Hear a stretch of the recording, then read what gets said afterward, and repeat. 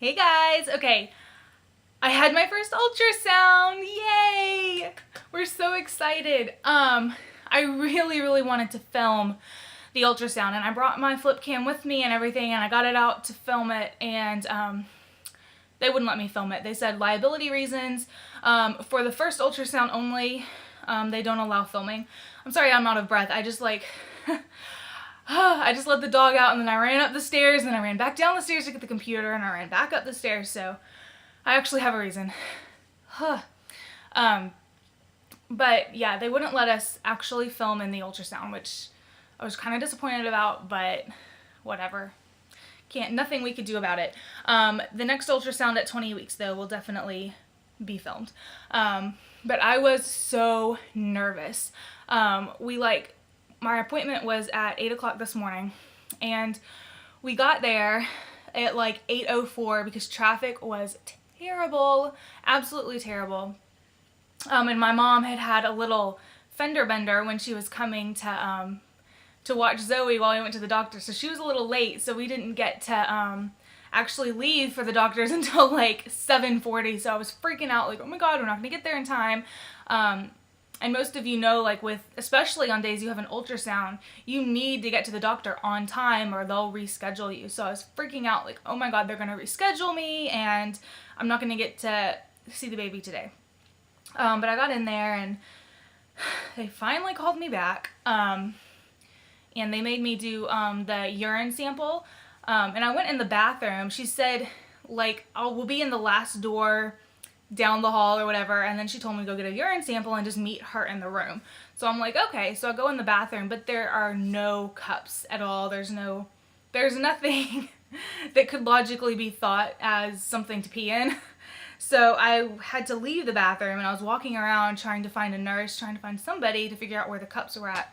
I finally found someone, and I got the cup and all that good stuff. So they got their urine sample finally. But it was kind of embarrassing because I was walking around like, does anyone have a pee cup? I need a cup to pee in. Oh my gosh. So yeah, that was a little embarrassing. And then I couldn't find the room where my husband and the ultrasound tech were in because she wasn't very specific as to which room she was in. So I had to ask someone to take me to the room, and it was kind of embarrassing because I had to just be escorted around. Anyway, beside the point, we got in there, and of course we had to do the transvaginal ultrasound because it's so early. And I was just sitting there, I was shaking, I was like laying on the table just like this, like, oh my god, oh my god, oh my god. And she's like, why are you shaking? And I'm like, I'm nervous. She's like, well, why are you nervous? And I'm like, because I just want to make sure that there's a heartbeat and the baby's healthy.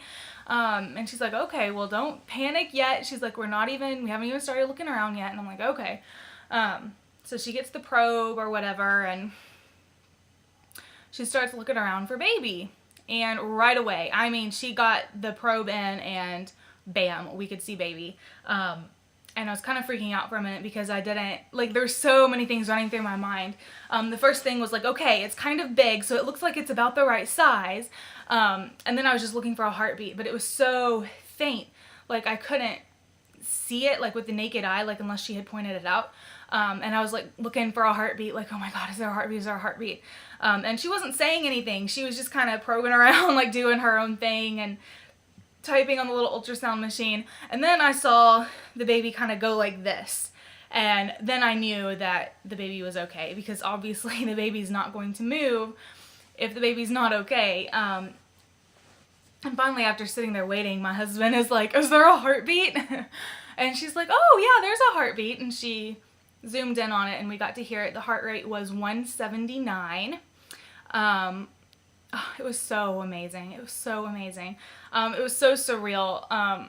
Looks exactly like Zoe did at that age. I know all ultrasounds at 8 weeks are gonna look pretty much the same. But it was just so cute. It was absolutely adorable. And it kept like wiggling like this, and you could see its little arm buds moving, and it was very, very active. And she's like, oh, you've got a squirmer in there. And I'm like, good. That means he or she is healthy. But But yeah, the heart rate was 179, so yay! We didn't get a lot of ultrasound pictures, unfortunately. We only got 3 for this one. I guess I could have requested more, but I was just so much in shock, just glad and relieved that everything was okay. But there is baby. There's the first picture. Most of the pictures look exactly the same. Let's see. There's the head. You've got the arm buds right there. And then the little feet are still kind of bunched together. And there's another one. And another one. That's our little baby. Isn't he or she adorable? We were so happy. Yeah, I was just so relieved. And I think that the doctor or the ultrasound tech took my relief as I was like angry. I don't know. Whenever I'm really relieved with something or whenever I'm extremely happy about something, I get very, very quiet. And I kind of just clam up and I don't say anything. So she was like, she kept telling me and acting all excited, and I was like, yeah, I'm happy, you know, and finally she's like, well, you don't seem happy, and I'm like, no, I'm happy. I'm really, really happy. I was just trying so hard to process it, and I was just sitting there over and over in my head saying, thank you, God, thank you, God, thank you, God, over and over. But I think my relief was coming off as maybe me not being as thrilled as I should have been. But I'm very, very happy. I'm so happy. I'm so happy. And my due date, I'm a little further along than I thought I was. Not by much, but a little bit. I am 8 weeks today. And I thought I had just turned 7 weeks. So my due date is now May 24th. So May 24th is my due date. Yay. I can't believe it. I'm so excited, you guys. I'm so excited. I don't know. It's like relief. Like, because I know there's a heartbeat and I know the baby's healthy and I know everything is going so good. And I feel like I can kind of relax and really enjoy the pregnancy now at this point. Anyway, after the ultrasound, I got back dressed and everything, and we had to go back out into the waiting room to wait to be called to see the doctor. And my husband didn't go in with me to see the doctor just because I didn't know what she was gonna do. And last time he went with me when I was pregnant with Zoe, and they would do like the pap smear or whatever. He'd kind of sit there and I'd see him kind of cringing, like he doesn't really want to watch that kind of stuff. So I didn't make him go back there with me for that. But my husband was so excited. He was very happy.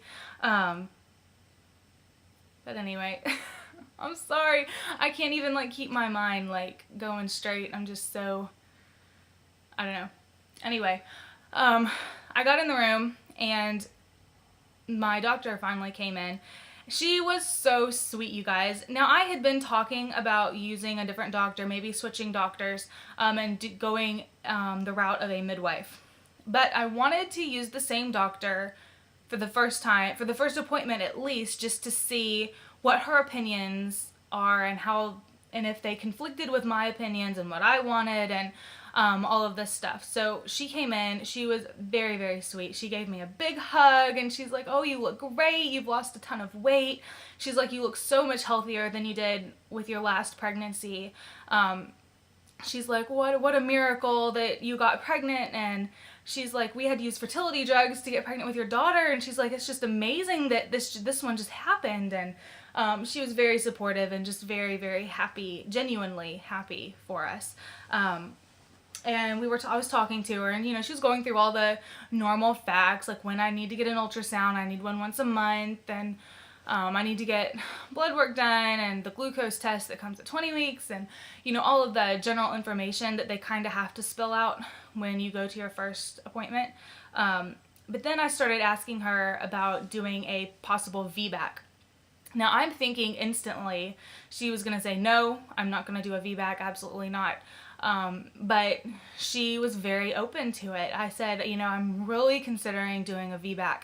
Unless it's medically necessary to have a C-section, I really want a VBAC. For those of you who don't know what VBAC stands for, that is vaginal birth after cesarean. So that means I would get to go into labor on my own, kind of have a normal, natural birth. I would probably get an epidural. I don't know if it's called a natural birth if you get an epidural, but I would probably end up with an epidural. But she was very open to it, absolutely 100% on board with it. Of course, she did have to tell me the risks of uterine rupture. She said 1 in every 100 VBACs will end in uterine rupture, and it's almost 50% chance of fetal demise when that happens. I'm not gonna lie, when she said that, it scared me. I already knew. I'd already looked up information. I already knew it was 1 in 100. But just hearing her say that there's a 1 in 100 chance that it could kill my baby if I get a VBAC, and she wasn't lying, that's very true. It kind of had a different effect on me, especially since I had just seen our little baby alive and moving and healthy, and I just can't even imagine like risking it at this point. I don't know. Right now I'm like, I really want a VBAC, but I'm scared to get one because I don't want to harm my baby or harm myself. So I don't know. I told her that I kind of wanted to play it out because I do have bilateral hip dysplasia. You know, I need to really play it out and kind of see towards the end of the pregnancy how I'm doing. If I'm doing like I was last pregnancy, I'll have to have a C-section. There's no way I could have a vaginal birth. But if I'm doing better, like I have been so far, then a VBAC is absolutely possible. So I don't know. We'll have to see. I don't know. Not sure exactly how that's going to play out. But I would be interested to hear you guys' opinions on VBACs versus a second cesarean. I know most people who have one C-section continue to choose to get C-sections, but I didn't choose to get my first C-section. It was just medically necessary, so it's not something that I just opted for. I'm not one of those women who was like, oh, gonna schedule my C-section on this day, baby's gonna be born at this time, go back to work 2 weeks later. No, I'm not that type of person. There's nothing wrong with that if you are. I don't really necessarily believe in scheduling your child's birth. I don't know. I think it should be left up to God, and you should go into labor on your own. But sometimes, for medical reasons, there's no other option. So, but anyway, that's basically the rundown of our first ultrasound. We're so excited. I can't believe it, you guys. Little baby! It's upside down. I'm going to show you guys the pictures one more time just because I'm so happy about it.